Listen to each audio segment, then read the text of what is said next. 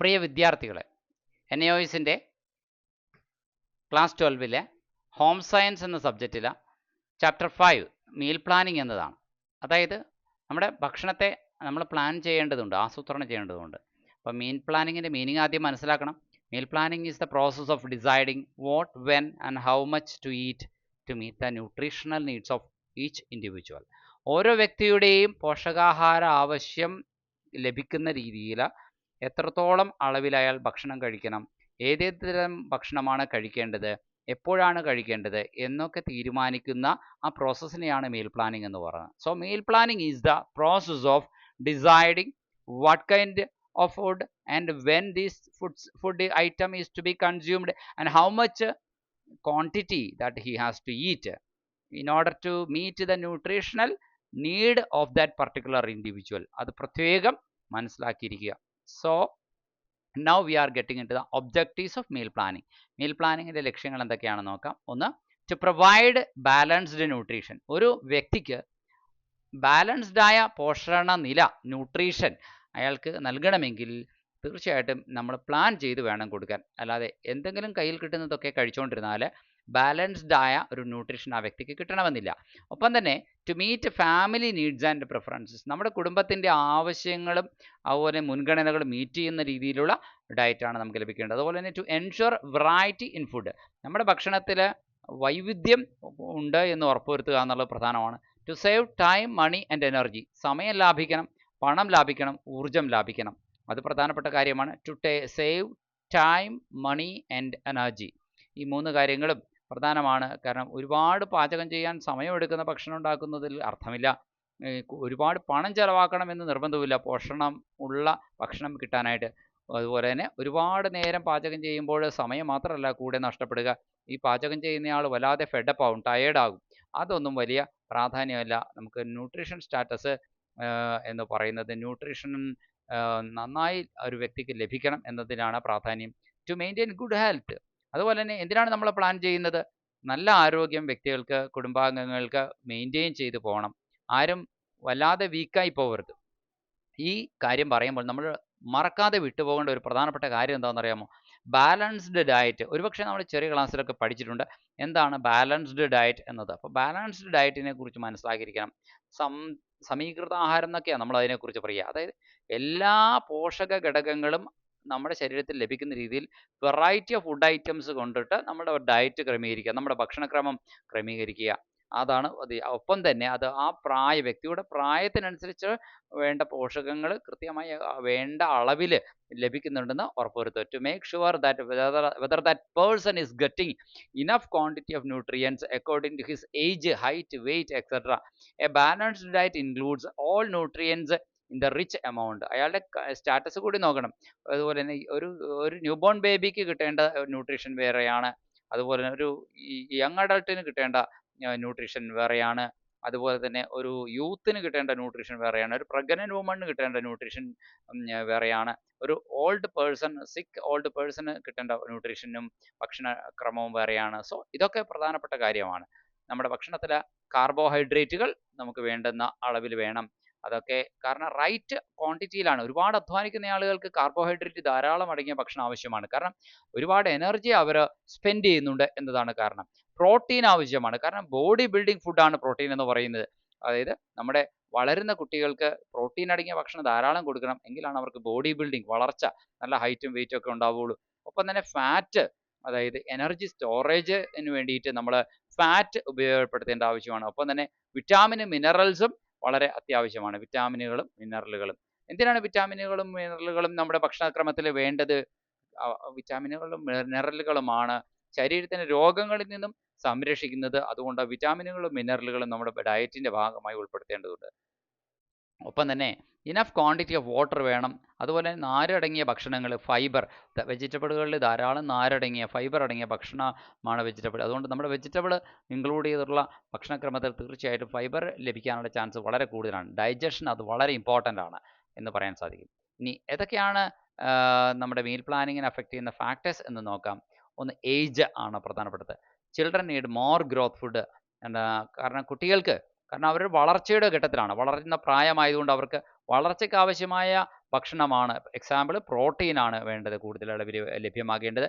Elderly people, മുതിർന്ന ആൾക്കാരെ സംബന്ധിച്ച് അവർക്ക് ലൈറ്റ് ആയിട്ടുള്ള ഭക്ഷണമാണ്. ഒരുപാട് കടുകട്ടിയായിട്ടുള്ള, ഒരുപക്ഷെ അവരുടെ പല്ലൊക്കെ നഷ്ടപ്പെട്ടിട്ടുണ്ടാവാം. ഒരുപാട് ദഹിക്കാൻ പ്രയാസമുള്ള ഭക്ഷണങ്ങൾ, കട്ടിയുള്ള ഭക്ഷണ പദാർത്ഥങ്ങൾ അവർക്ക് നല്ലതല്ല. അപ്പോൾ അതൊരു ഡൈജഷന് പ്രശ്നം ഉണ്ടാവാം. സോ എൽഡർലി പീപ്പിളിന് വേണ്ടത് ലൈറ്റ് ആയിട്ടുള്ള ഈസി ടു ഡൈജസ്റ്റ് ഫുഡാണ് വേണ്ടത്. എസ്പെഷ്യലി സിക്ക് ഓൾഡ് ആയിട്ടുള്ള പേഴ്സൺസ് നമ്മുടെ വീട്ടിലുണ്ടെങ്കിൽ. ഇനി ജെൻഡർ ഒരു ഇമ്പോർട്ടൻ്റ് ആയിട്ടുള്ള ഫാക്ടറാണ്. അതായത് മെയിൽ ആൾക്കാർക്ക് കൂടുതൽ കാലറി ആവശ്യമായ ഫുഡ് വേണം എന്നുള്ളതാണ് മെയിൽ കാറ്റഗറിക്ക്. Female need iron rich food. എന്നാൽ സ്ത്രീകൾക്കാവട്ടെ ഈ അയൺ കണ്ടൻറ്റ് ധാരാളമായിട്ടുള്ള ഫുഡ് വേണ്ടുന്നതും വളരെ പ്രധാനമാണ്. ഇനി അവരുടെ ഒക്കുപ്പേഷൻ തിരിച്ചും നമ്മൾ അത് ശ്രദ്ധിക്കേണ്ടതുണ്ട്. ഹെവി വർക്ക് ചെയ്യുന്ന ആൾക്കാരുണ്ട്, ഒരുപാട് കായികാധ്വാനം ഉള്ള ജോലികൾ ചെയ്യുന്ന ആൾക്കാരുണ്ട്. അവർക്ക് കൂടുതൽ എനർജി വേണം. സ്വാഭാവികമായിട്ട് എനർജി ഗിവിങ് ഫുഡ് കാർബോഹൈഡ്രേറ്റ് ആണ്, നമുക്കറിയാം. ഓക്കെ, ഒരിക്കൽ കൂടി ഓർമ്മിക്കുക, എനർജി ഗിവിങ് ഫുഡ് ഏതാണ്? കാർബോഹൈഡ്രേറ്റ്. ബോഡി ബിൽഡിംഗ് ഫുഡ് ഏതാണ്? പ്രോട്ടീൻസ്. ഇനി അതേസമയം വിറ്റാമിൻസ് മിനറൽസ് എന്താണ്? നമുക്ക് പ്രൊട്ടക്ഷൻ നൽകുന്ന ഫുഡാണെന്ന് പറയാൻ സാധിക്കും. സോ ന്യൂട്രിയൻസ് രണ്ട് തരമുണ്ട്, മൈക്രോ ന്യൂട്രിയൻസും ഉണ്ട്, മാക്രോ ന്യൂട്രിയൻസും ഉണ്ട് എന്നുള്ളതാണ് അതിൽ പ്രധാനപ്പെട്ട കാര്യമായിട്ട് പറയുന്നത്.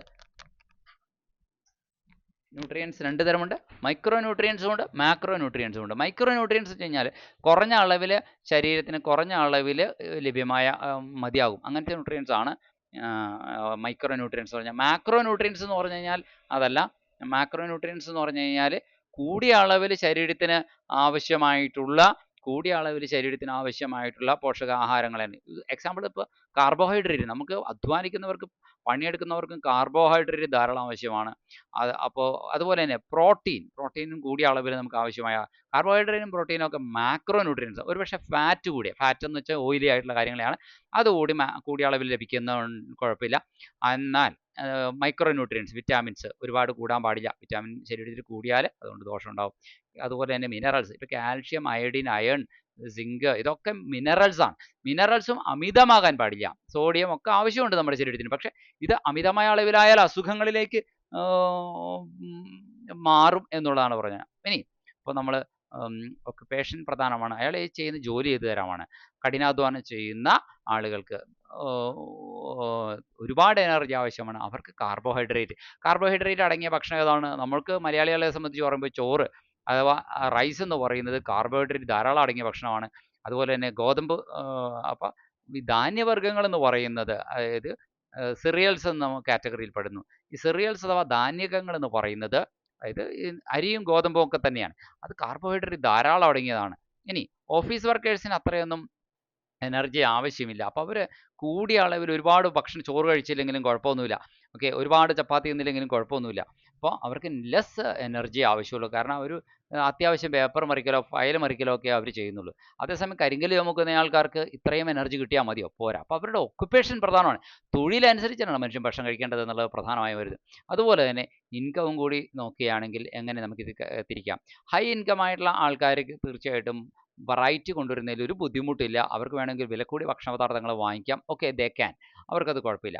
പക്ഷേ ലോ ഇൻകം ആയിട്ടുള്ള ആൾക്കാർ, വരുമാനം കുറഞ്ഞ ആൾക്കാർക്ക് ഇതേ ഭക്ഷണം ഹൈ ഇൻകംകാർ വാങ്ങിക്കുന്ന വലിയ മില്ലറ്റോ ലെൻറ്റിൽസോ അങ്ങനെയുള്ള കാര്യങ്ങളോ, വലിയ പ്രോട്ടീൻ അടങ്ങിയ സംഭവങ്ങളോ, വില കൂടിയ ഫ്രൂട്ട്സോ ഒക്കെ വാങ്ങിക്കാൻ ഹൈ ഇൻകം ഗ്രൂപ്പിന് പറ്റും. പക്ഷേ ലോ ഇൻകം ഗ്രൂപ്പിന് അതേ വിറ്റാമിനുകൾ തന്നെ കുറഞ്ഞ അളവിൽ നമുക്ക്, അല്ലെങ്കിൽ അതേ ന്യൂട്രിയൻസ് അടങ്ങുന്നത് വില കുറഞ്ഞ സാധനങ്ങളിലൂടെ ലഭിക്കും. അത് ബജറ്റ് സേവിങ് ആയിട്ടുള്ള ഒരു നല്ല പ്ലാനിങ് അവർക്ക് ആവശ്യമായിട്ടുണ്ട്. നമ്മുടെ സാധാരണ പറമ്പിലൊക്കെ കിട്ടുന്ന ചീരയിലൊക്കെ തന്നെ ധാരാളം ന്യൂട്രിയൻസും വിറ്റാമിൻസും അടങ്ങിയിട്ടുണ്ട് എന്നുള്ളതാണ് പറഞ്ഞത്. വില കുറഞ്ഞ സാധനങ്ങളിൽ ധാരാളമായി അടങ്ങിയിട്ടുണ്ട്. സോ അതുകൊണ്ട് വില കൂടിയത് ആവണമെന്നില്ല. സോ നമ്മളെപ്പോഴും നമ്മുടെ ഭക്ഷണക്രമം പ്ലാൻ ചെയ്യുമ്പോൾ ഒരു ക്രൈറ്റീരിയ ഇതാണ് തീർച്ചയായും. എന്താണ്? നമ്മുടെ ഇൻകവും കൂടി, നമ്മുടെ വരുമാനം കൂടി നോക്കിയിട്ട് വേണം. ന്യൂട്രീഷ്യസ് ആയിട്ടുള്ള ഫുഡ് വേണമെന്ന് പറഞ്ഞുകൊണ്ട് വളരെ വില കൂടിയത് മേടിക്കണം എന്ന് അർത്ഥമില്ല. വില കുറഞ്ഞ സാധനങ്ങളിലുണ്ട് ഇതേ ന്യൂട്രീഷനുള്ള അതേ സാധനങ്ങൾ തന്നെ. ഇനി ഫുഡിൻ്റെ അവൈലബിലിറ്റി ഒരു പ്രധാനപ്പെട്ട കാര്യമാണ്. നമ്മുടെ നാട്ടിൽ അതപ്പോൾ കിട്ടുമോ? സീസണലായിട്ട് ചില ഫുഡ് വളരെ റിച്ച് ആയിട്ട് കിട്ടും, ചിലത് സീസണലായ സമയത്ത് വളരെ വില കുറച്ച് കിട്ടും എന്നുള്ളതാണ്. അപ്പോൾ സീസണൽ ഫുഡുകൾ എപ്പോഴും ചീപ്പറായിട്ട് അവൈലബിൾ ആണ്, ഫ്രഷ് ആയിട്ട് കിട്ടും. കാരണം അപ്പം തന്നെ ഉണ്ടാക്കിയതേ ഉള്ളൂ. കാരണം സീസണൽ അല്ലാത്ത ഫുഡ് വേറെ ഏതോ സീസണിൽ ഉണ്ടാക്കിയത് കേടാവാണ്ട് മാസങ്ങളോളം സൂക്ഷിച്ചു വെച്ചിട്ട് നമ്മുടെ മാർക്കറ്റിൽ എത്തിക്കുന്നവയാണ് പലപ്പോഴും. അപ്പോൾ റെഫ്രിജറേഷനിൽ ഒക്കെ ഇപ്പോൾ ആപ്പിളുകളൊക്കെ പലപ്പോഴും ആപ്പിൾ ഉണ്ടാവാത്ത സീസണിലും കൂടി നമുക്ക് എത്തിച്ചു തരുന്നുണ്ട്. പക്ഷേ നല്ല വില കൂടുതലുമായിരിക്കും, ഫ്രഷ് അല്ലായിരിക്കും താനും. ഇതാണ് സീസണൽ ആയിട്ട് കിട്ടുന്ന ഫുഡ്. മാങ്ങയുടെ സീസണിൽ ധാരാളം മാങ്ങ കിട്ടും, അത് ഫ്രഷ് ആയിട്ടായിരിക്കും. കാരണം അതധികം നാൾ വെച്ചോണ്ടിരിക്കാൻ പറ്റില്ല, വേഗം തന്നെ വിറ്റ് പോകുന്ന സാധനമായതുകൊണ്ട്, കേടായി പോകുന്ന സാധനമായത്, പെരിഷബിൾ ആയിട്ടുള്ള സാധനങ്ങൾ. ഇനി ക്ലൈമറ്റും പ്രധാനപ്പെട്ട ഒരു കാര്യമാണ്. നമ്മൾ ഏത് ക്ലൈമറ്റിലാണ് ജീവിക്കുന്നത് അതിനനുസരിച്ച് കോൾഡ് ക്ലൈമറ്റിലുള്ള ആൾക്കാർക്ക് ജീവിക്കുന്ന ആൾക്കാർക്ക് ഹൈ എനർജി ഫുഡ് ആവശ്യമാണ്. തണുത്ത കാലാവസ്ഥയിൽ ജീവിക്കുന്ന ആൾക്കാർക്ക്, കാരണം അവരുടെ ബോഡി ടെമ്പറേച്ചർ മെയിൻറ്റെയിൻ ചെയ്യാൻ തന്നെ കുറേ എന്താണ് എനർജി ബേൺ ചെയ്യേണ്ടി വരും. കാരണം ശരീരോഷ്മാവും 37°C ഹ്യൂമൻ ബോഡിയുടെ താപനിലയാണ്. ഇത് മെയിൻറ്റെയിൻ, അതേസമയം പുറത്തുള്ള തണുപ്പ് 22 ഡിഗ്രി അല്ലെങ്കിൽ 10 ഡിഗ്രി ഒക്കെ ആണ്, ഭയങ്കര തണുപ്പാണെങ്കിൽ ബോഡിയിൽ ആ 37 ഡിഗ്രി മെയിൻറ്റെയിൻ ചെയ്യാനായിട്ട് നല്ല കഷ്ടപ്പാടുണ്ട് തീർച്ചയായിട്ടും. അപ്പോൾ ബോഡിയിൽ നമ്മുടെ ഭക്ഷണം എന്ത് ചെയ്യുന്നുണ്ട്, ബേൺ ചെയ്ത് തന്നെയാണ്. അപ്പോൾ അവർക്ക് ഹൈ എനർജി ഫുഡ് ആവശ്യമാണ്. അതേസമയം ഹോട്ട് ക്ലൈമറ്റിലുള്ള ആൾക്കാർക്ക് ലൈറ്റ് ആയിട്ടുള്ള ഭക്ഷണമാണ്, കട്ടിയുള്ള ഭക്ഷണമല്ല, വളരെ ലൈറ്റ് ആയിട്ടുള്ള ഭക്ഷണമാണ് ആവശ്യം. അതുപോലെ തന്നെ വാട്ടറി ആയ ഫുഡ് ഉണ്ടെങ്കിൽ അത്രയും നല്ലത്. കാരണം ഹോട്ട് ക്ലൈമറ്റിൽ അവരുടെ ശരീരത്തിൽ നിന്ന് ജലാംശം ധാരാളമായി നഷ്ടപ്പെടുന്നു. അതുകൊണ്ടാണ് നമ്മുടെ മലയാളികൾക്ക് പൊതുവെ കഞ്ഞിയൊക്കെ കുടിക്കുന്ന പതിവ് ഉണ്ടാക്കി വെച്ചതിൻ്റെ പിന്നിലുള്ള കാരണം അതാണ്. ജലാംശം ധാരാളം ഉള്ള ഭക്ഷണമാണ് പണ്ട് മുതലേ നമ്മൾ ആ രീതിയിൽ. ഇനി നമ്മുടെ ഭക്ഷണശീലങ്ങൾ, ഫുഡ് ഹാബിറ്റ്സ്, അതുകൂടി അത് നമ്മുടെ കൾച്ചർ, അത് നമ്മുടെ ഭക്ഷണക്രമത്തെ ബാധിക്കും എന്നതിൽ തെറ്റില്ല. കാരണം പല മതങ്ങളും ചില ഭക്ഷണങ്ങൾ ഞങ്ങൾ കഴിക്കില്ല. ഇപ്പോൾ ഉദാഹരണത്തിന് നോൺ വെജ് കഴിക്കാൻ സാധിക്കാത്ത ഇന്ത്യൻ മതങ്ങളിൽ പലതും തന്നെ നോൺ വെജ് കഴിക്കുന്നില്ല എന്നുള്ളതാണ് പറഞ്ഞു വരുന്നത്. സോ ട്രഡീഷൻ, അവരുടെ പാരമ്പര്യം നോക്കിയിട്ട് ഞങ്ങൾ ഇന്നത് കഴിക്കില്ല എന്ന് പറയുന്നുണ്ട്. പിന്നെ അപ്പോൾ അത് ഫുഡ് ഹാബിറ്റ്, ചില നാട്ടിലെ ആൾക്കാർക്ക് ചില ടേസ്റ്റുകൾ ഒട്ടുമേ പിടിക്കില്ല. അപ്പോൾ അതുകൊണ്ട് നമ്മുടെ അഭിരുചികൾ, നമ്മുടെ നാവിൻ്റെ രുചി മാത്രമല്ല നാടിൻ്റെ ഒരു രുചി എന്ന് പറഞ്ഞ പോലും ഉണ്ട് എന്നുള്ളതാണ് പറഞ്ഞു വരുന്നത്. സോ ഫുഡ് ഹാബിറ്റ്സ്, ഇത്രയും കാര്യങ്ങൾ നമ്മളുടെ ഈ ഭക്ഷണക്രമം തിരഞ്ഞെടുക്കും മീൽ പ്ലാനിങ്ങിനെ അഫക്റ്റ് ചെയ്യുന്ന ഫാക്ടേഴ്സാണ്. ഒരിക്കൽ കൂടി സമ്മപ്പ് ചെയ്ത് പറയട്ടെ, നമ്മുടെ മീൽ പ്ലാനിങ്ങിനെ അഫക്റ്റ് ചെയ്യുന്ന ഒന്നാമത്തെ ഫാക്ടർ നമ്മുടെ ഏജ് ആണ്. രണ്ടാമത്തെ ഫാക്ടർ എന്ന് പറയുന്നത് ജെൻഡർ ആണ്. മൂന്നാമത്തെ ഫാക്ടർ എന്ന് പറയുന്നത് ഒക്കുപേഷൻ ആണ്. നാലാമത്തെ ഫാക്ടർ എന്ന് പറയുന്നത് നമ്മുടെ വരുമാനമാണ്. വരുമാനം നമ്മുടെ ഏത് തരം ഭക്ഷണം എന്നുള്ളത് സ്വാധീനിക്കുന്നു. അടുത്ത അഞ്ചാമത്തെ ഫാക്ടർ എന്ന് പറയുന്നത് നമ്മുടെ ഫുഡ് അവൈലബിലിറ്റി ആണ്. സീസണൽ ഫുഡ് ഫ്രഷ് ആയിട്ട് അവൈലബിൾ ആകും, കൂടുതൽ ക്വാണ്ടിറ്റി ചീപ്പായിട്ട് അവൈലബിൾ ആകും. ആറാമത്തെ ഫാക്ടർ എന്ന് പറയുന്നത് ക്ലൈമറ്റ് ആണ്. ക്ലൈമറ്റ്, കോൾഡ് ക്ലൈമറ്റിലുള്ളവർക്ക് ഹൈ എനർജി ഫുഡ് വേണം. അതുപോലെ ഹോട്ട് ക്ലൈമറ്റിലുള്ളവർക്ക് ലൈറ്റ് ഫുഡ് കഴിക്കുന്നതാണ് നല്ലത്. ഒപ്പം തന്നെ വാട്ടർ കണ്ടൻറ്റ് കൂടുതലുള്ള ഫുഡ് കഴിക്കുന്നതാണ് നല്ലത്. ഏഴാമത്തെ ഫാക്ടർ എന്ന് പറയുന്നത് നമ്മുടെ ഫുഡ് ഹാബിറ്റ്സ് ആണ്. ഒപ്പം തന്നെ നമ്മുടെ കൾച്ചർ ബേസ്ഡ് ആയിട്ടുള്ള കാര്യങ്ങളും അതിനകത്ത് വരുന്നുണ്ട്. അത് നമ്മുടെ നമ്മൾ ഏത് തരത്തിലുള്ള മീലാണ് നമ്മൾ പ്ലാൻ ഉണ്ടാക്കേണ്ടതെന്ന്. ഇനി ഒരു പോയിന്റ് കൂടി പറയാനായിട്ടുണ്ട്, പ്രധാനപ്പെട്ടത് principles of meal planning. Meal planning നമ്മൾ പറയുമ്പോൾ നമ്മുടെ ഭക്ഷണം ആസൂത്രണം ചെയ്യുമ്പോൾ അതുമായി ബന്ധപ്പെട്ട് ചില തത്വങ്ങളുണ്ട്. എന്തൊക്കെയാണെന്ന് നോക്കാം. ഒന്ന്, ബാലൻസ് മെയിൻറ്റെയിൻ ചെയ്യണം. അതായത് എന്താ ബാലൻസ് മെയിൻറ്റെയിൻ ചെയ്യുക? നമുക്കൊക്കെ സംശയം വരും, എന്താണ് ഭക്ഷണം ഉണ്ടാക്കുന്നതിൽ എങ്ങനെയാണ് ബാലൻസ് മെയിൻറ്റെയിൻ ചെയ്യുക? അതായത് ഏതെങ്കിലും ഒരു ന്യൂട്രിയൻ്റ് കൂടുതൽ അളവിൽ കുത്തിത്തിരിക്കിയതിന് ശേഷം വേറെ കുറേ സാധനങ്ങൾ തീരെ ഇല്ലാത്ത രീതിയിൽ നമ്മൾ പ്ലാൻ ചെയ്യുന്ന ഭക്ഷണം ബാലൻസ് മെയിൻറ്റെയിൻ ചെയ്യാത്ത ഭക്ഷണമാണെന്ന് അർത്ഥം. എന്ന് പറഞ്ഞു കഴിഞ്ഞാൽ പ്രോട്ടീനും കാർബോഹൈഡ്രേറ്റും ഒക്കെ വേണം, ഫൈബർ കണ്ടൻറ്റും അത്യാവശ്യം വേണം, വാട്ടർ കണ്ടൻറ്റും അത്യാവശ്യം വേണം. എല്ലാം കിട്ടുന്ന രീതിയിൽ നമ്മളൊരു ബാലൻസ് മെയിൻറ്റെയിൻ ചെയ്യുന്ന രീതിയിലാണ് നമ്മൾ പ്ലാൻ ചെയ്യേണ്ടത്. ഇതാണ് ഒന്നാമത്തെ പ്രിൻസിപ്പിൾ. നമ്മളിപ്പോൾ പഠിച്ചുകൊണ്ടിരിക്കുന്ന point principles of meal planning ആണ്. ഒരിക്കൽ കൂടി ഓർമ്മപ്പെടുത്തട്ടെ. അപ്പോൾ ഒന്നാമത്തെ പ്രിൻസിപ്പിൾ എന്താണ്? നമ്മൾ മീൽ പ്ലാൻ ചെയ്യുമ്പോൾ നമ്മൾ എന്താണ് ശ്രദ്ധിക്കേണ്ടത്? ബാലൻസ്. എന്താ ബാലൻസ് മീനിങ്? എല്ലാ ന്യൂട്രിയൻസും നമ്മൾ പ്ലാൻ ചെയ്യുന്ന ഭക്ഷണത്തിൻ്റെ ഉള്ളിലുണ്ടാവണം. നമ്മൾ കഞ്ഞി കുടിക്കുന്നു, ഓക്കെ, നമ്മളൊരു പരിപ്പറി കൂട്ടത്തിൽ കഴിക്കുന്നു, ഓക്കെ, അതുപോലെ തന്നെ നമ്മൾ കുറച്ച് പച്ചക്കറി വേറെ എന്തെങ്കിലും കഴിക്കുന്നു, അല്ലെങ്കിൽ ഫിഷ് കഴിക്കുന്നു. അങ്ങനെ പലതരം ഐറ്റംസ് വരുമ്പോൾ, വെറൈറ്റി വരുമ്പോൾ ഓട്ടോമാറ്റിക്കലി എല്ലാ ഐറ്റങ്ങളും ഓട്ടോമാറ്റിക്കലി അതിനകത്ത് വന്നിട്ടുണ്ടാവും. ബാലൻസ് മെയിൻറ്റെയിൻ ചെയ്യുന്ന അർത്ഥം. അപ്പോൾ വെറൈറ്റി ആണ് രണ്ടാമത്തെ പോയിന്റ്. ഡിഫറെൻറ്റ് ഫുഡ് ഡെയിലി, എല്ലാ ദിവസവും ഒരേ ഇനം ഭക്ഷണം മാത്രം കഴിച്ചുകൊണ്ടിരുന്നാൽ അയാൾക്ക് വെറൈറ്റി എന്ന് പറഞ്ഞ ആ അവസ്ഥ കിട്ടുന്നില്ല. വൈവിധ്യം ഉണ്ടായിക്കൊണ്ടിരിക്കുകയാണ്. ഡിഫറെൻറ്റ് ഫുഡായാണ് രാവിലെ കഴിക്കുന്നത്. നമുക്കറിയാം, നമ്മൾ ഏതാണ്ട് അങ്ങനെയൊക്കെ തന്നെയാണ്. ബ്രേക്ക്ഫാസ്റ്റിന് കഴിക്കുന്ന സാധനമല്ല നമ്മൾ ഉച്ചക്ക് കഴിക്കുന്നത്, അല്ലേ? ഓക്കെ, ഉച്ചക്ക് നമ്മൾ വേറൊരു ഭക്ഷണക്രമമായിരിക്കും. അപ്പോൾ നമ്മൾ ചോറും കറിയും ഒക്കെ ഉൾപ്പെടുത്തും എന്നുള്ള. ഈവനിങ് ചിലപ്പോൾ എന്ത് ചെയ്യുന്നു, ഇതൊന്നും അല്ലായിരിക്കും, ഈവനിങ് സ്നാക്സ് വേറെ ആയിരിക്കാം. നൈറ്റിൽ നമ്മൾ സപ്പർ അല്ലെങ്കിൽ ഡിന്നർ എങ്ങനെയാണെങ്കിലോടെ അത് ചില ആൾക്കാർ ചപ്പാത്തിയിലേക്ക് പോകും, ചില ആൾക്കാർ കഞ്ഞി കുടിച്ച് കിടക്കുന്നവരുണ്ടാവും. വട്ട് എവർ മേ ബി അവർക്ക് എന്തെങ്കിലുമൊക്കെ കറി ഉണ്ടാവും. സോ വെറൈറ്റി എന്ന് പറയുന്നത് ഒരു ദിവസത്തിനുള്ളിൽ തന്നെ പല സമയങ്ങളിലായിട്ട് പല തരം ഭക്ഷണങ്ങളിൽ നമ്മൾ കഴിച്ചുകൊണ്ടാണ് പോകുന്നത്. സോ വെറൈറ്റി രണ്ടാമത്തെ പ്രിൻസിപ്പിളാണ്. നമ്മളൊരു മീൽ പ്ലാൻ ചെയ്യുമ്പോൾ ബാലൻസ്ഡ് മീൽ ആയിരിക്കണം. അത് 2 വെറൈറ്റി ഉണ്ടായിരിക്കണം. 3 മോഡറേഷൻ ആണ്. എന്താണ് മോഡറേഷൻ എന്ന് വെച്ച് കഴിഞ്ഞാൽ അതായത് ഒന്നും അമിതമാകാതെ നോക്കലാണ്. എക്സസ് ആയി പോകുന്ന അവസ്ഥ ഒഴിവാക്കലാണ് മോഡറേറ്റ്. മിതത്വം എന്ന് പറയുന്നുണ്ടല്ലോ, മിതത്വം ഉണ്ടായിരിക്കണം. അതാണ് നാലാമത്തെ പ്രിൻസിപ്പിൾ എന്ന് പറയുന്നത് ആഡിക്വസി ആണ്. ഇനഫായിട്ടുള്ള ന്യൂട്രിയൻസ് നമ്മുടെ ഭക്ഷണത്തിൽ ഉണ്ടാവുക എന്നുള്ളതാണ് ആഡിക്വസി എന്ന മീൽ പ്ലാനിങ്ങിന്റെ പ്രിൻസിപ്പിൾസ് ആണ് പഠിച്ചുകൊണ്ടിരിക്കുന്നത്. Balance, variety, moderation, adequacy and finally attractiveness. കാണുമ്പോൾ തന്നെ ഉണ്ടല്ലോ കഴിക്കാൻ തോന്നണം, ഒരു ആകർഷണം തോന്നണം. അതായത് നല്ല കളറിലൊക്കെ നമ്മൾ ഭക്ഷണം ഉണ്ടാക്കുന്നത് എന്തിനു വേണ്ടിയിട്ടാണെന്ന് വെച്ച് കഴിഞ്ഞാൽ ആ നിറം കാണുമ്പോൾ തന്നെ നമുക്ക് കഴിക്കാനായിട്ട് തോന്നും എന്നുള്ളതാണ്.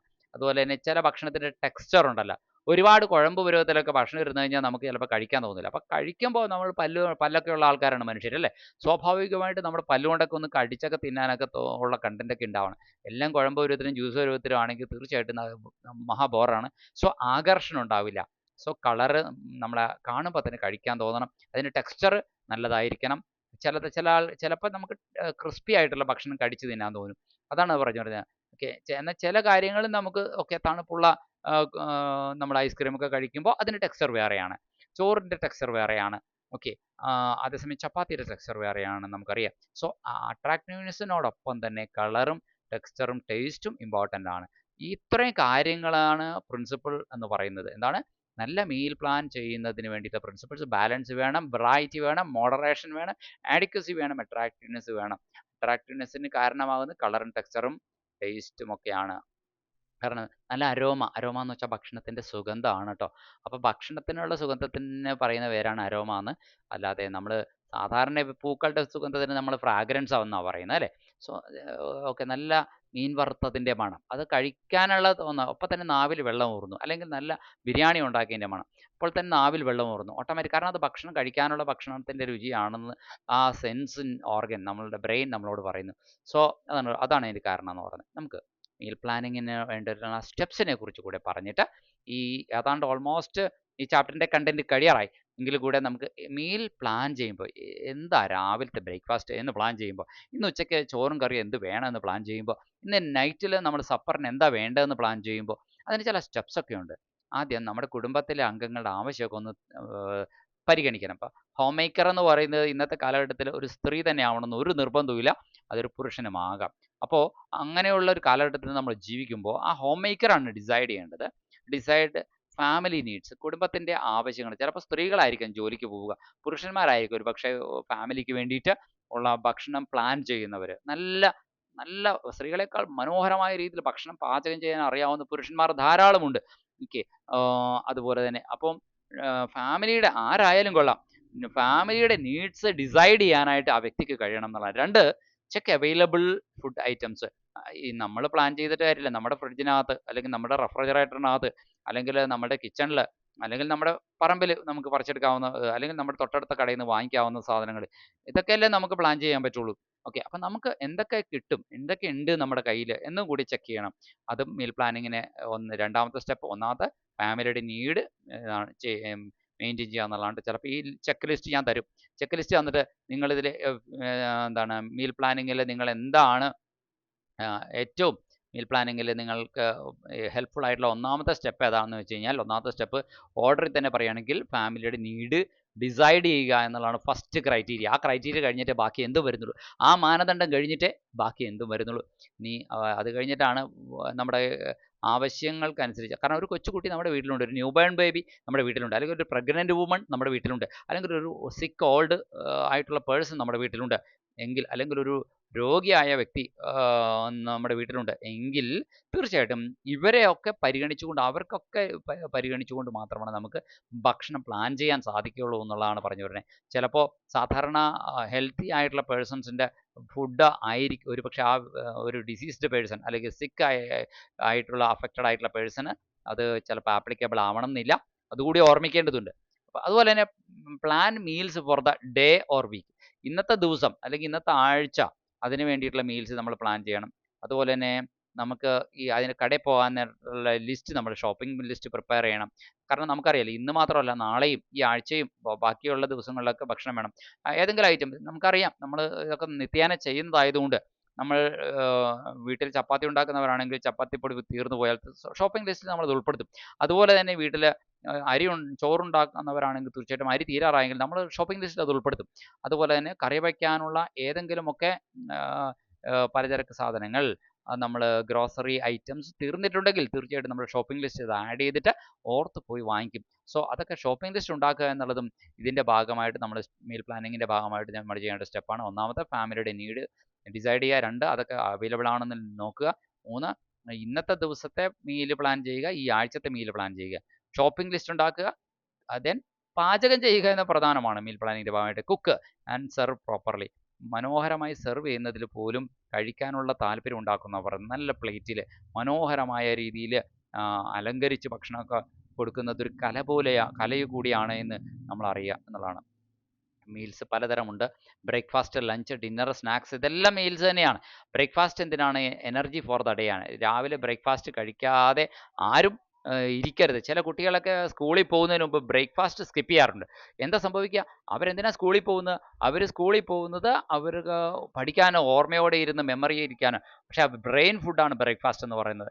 സോ ബ്രേക്ക്ഫാസ്റ്റ് കഴിച്ചില്ലെങ്കിൽ അവരുടെ ബ്രെയിനിലേക്ക് ഉള്ള പവർ, എനർജി അത് ആവശ്യത്തിന് എത്തുന്നില്ല. തീർച്ചയായിട്ടും അവരുടെ പഠനം മന്ദീഭവിക്കാൻ ചാൻസ് ഉണ്ട്. അതുകൊണ്ട് ബ്രേക്ക്ഫാസ്റ്റ് സ്കിപ്പ് ചെയ്യാതിരിക്കുക. ചില ആൾക്കാർ ഭയങ്കര പഠിപ്പിസ്റ്റൊക്കെ ആയിരിക്കാം, പക്ഷേ ബ്രേക്ക്ഫാസ്റ്റ് കഴിക്കുന്നതിന് മടിയാണ്. ക്വയറ്റ് നാച്ചുറലി വളർന്ന് വലുതാകും തോറും വലിയ വലിയ ക്ലാസ്സിലേക്ക് എത്തുമ്പോൾ അവരുടെ പഠനം ഡിഗ്രേഡായി പോകുന്നതാണ് സാധിക്കും. ലഞ്ച് എന്ന് പറയുന്നത് main meal of the day ആണ് ലഞ്ച് എന്ന് പറയുന്നത്. കാരണം നമ്മുടെ ഒരു ദിവസത്തിൻ്റെ നടുക്കഷ്ണമാണ്, നടുഭാഗമാണ് ഉച്ചഭക്ഷണം എന്ന് പറയുന്നത്. മെയിൻ മീലാണ്. സോ അത് നമ്മൾ വളരെ നമ്മുടെ ആരോഗ്യത്തെ മെയിൻറ്റെയിൻ ചെയ്യുന്ന, പണിയെടുക്കാനുള്ള ഊർജ്ജത്തെ മെയിൻറ്റെയിൻ ചെയ്യുന്ന ഒരു പ്രധാനപ്പെട്ട കാര്യം ലഞ്ച് തന്നെയാണ്. സോ ഡിന്നറാണ് അടുത്തതായിട്ടുള്ളത്. ഡിന്നർ പലപ്പോഴും ലൈറ്റ് ആകുന്നതാണ് നല്ലത്, സിമ്പിൾ ആകുന്നത് നല്ലത്. പക്ഷേ പലരുടെയും പ്രത്യേകിച്ചും വെൽത്തി ആയിട്ടുള്ള ആൾക്കാർ ഡിന്നറൊക്കെ വൈകുന്നേരങ്ങളിൽ, രാത്രികാലങ്ങളിലൊക്കെ വലിയ വിഭവങ്ങളൊക്കെ കൊണ്ട് ആഘോഷമായി കൂടുതൽ ക്വാണ്ടിറ്റി കഴിച്ച് കിടന്നുറങ്ങുന്നവരാണ്. പക്ഷേ അത് ഭാവിയിലേക്ക് നോക്കുമ്പോൾ അവർക്ക് ദോഷം ചെയ്യും. സോ ഡിന്നർ എപ്പോഴും ലൈറ്റ് ആകുന്നതാണ് നല്ലത്, സിമ്പിൾ ആകുന്നതാണ് നല്ലത്. ഇനി സ്നാക്സിനെ കുറിച്ച് പറയുമ്പോൾ എന്താണ് സ്നാക്സ്? അത് പലപ്പോഴും സ്മോൾ മീലാണ്, ഇൻ ബിറ്റ്വീൻ ആണ്. ചിലപ്പോൾ നമുക്ക് ബ്രേക്ക്ഫാസ്റ്റിനും ലഞ്ചിനും ഇടയ്ക്ക് വേണമെങ്കിൽ സ്നാക്സ് കഴിക്കാം, അല്ലെങ്കിൽ ലഞ്ചിനും ഡിന്നറിനും ഇടയ്ക്ക് സ്നാക്സ് കഴിക്കുക, ഈവനിങ് സ്നാക്സ്. അപ്പം അത് ഒരു സ്മോൾ മീലായിരിക്കും.